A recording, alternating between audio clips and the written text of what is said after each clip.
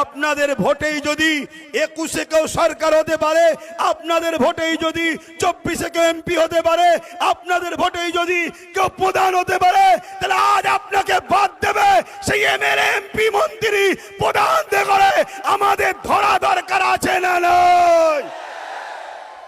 এই দেশ মোদি অমিত শাহ কারো বাবাকালী সম্পত্তি নয়। যদি কারোর উপরে জুলুম হয়, আমরা পাবলিক যারা দেশকে বিজয় করেছি, আমাদের পূর্বপুরুষদের অবদান আছে, আমরা সংগঠিত ঐক্য হয়ে রাজনীতির বাইরে গিয়ে জনগণ ভারতবাসী এক হয়ে যেভাবে ব্রিটিশদের বিরুদ্ধে লড়াই হয়েছে, আবার লড়াই আমরা করব। রাজি আছেন? যদি রাজি থাকেন উঠে দাঁড়ান। এসআইআর বিষয়টা কি? অ্যাকচুয়ালি ভারতবর্ষের আগে 12 বার 13 বার এসআইআর হয়েছে। নির্বাচন কমিশনরা বলছে 8 বার হয়েছে। আমি এটা ধরেই চলছি। এসআইআর দেশের জন্য হওয়া ভালো, কিন্তু বর্তমান যে এসআইআর হচ্ছে, এই এসআইআরটা হলো রাজনীতির এসআইআর। এটা আমাদের জন্য বড় ভয়ঙ্কর, দেশের জন্য ভয়ঙ্কর। এ থেকে আমাদের সবাইকে সজাগ হওয়া দরকার আছে না নাই? কিন্তু আমি আপনাদেরকে প্রশ্ন করব, এই রাজ্য সরকার কি বলেছিল?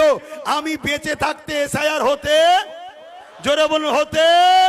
এসআইআর শুরু হয়েছে না হয়নি? তাহলে রাজ্য সরকার আজকে বলুক সে বেঁচে আছে না মরে গেছে? তাহলে আজকে এসআইআর হলো কেন? এই কৈফিয়ত দেওয়া দরকার আছে না নাই? অথচ আমার ভারতবর্ষে অনেক রাজ্যে তারা তাদের বিধানসভাতে বিল পাস করে এসআইআর কে তাদের রাজ্যে রুখে দিয়েছে।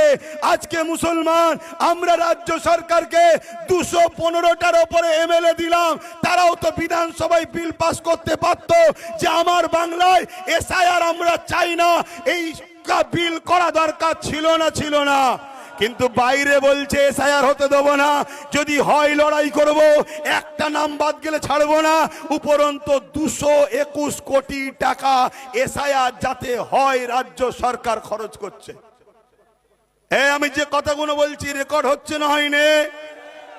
অতএব হুচুকে বাঙালের মতো লাপালে হবে না।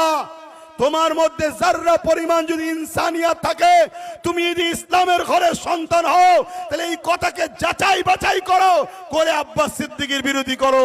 তাহলে 221 কোটি টাকা এসআইআর যাতে হয়, এর জন্য রাজ্য সরকার বাজেট করেছে।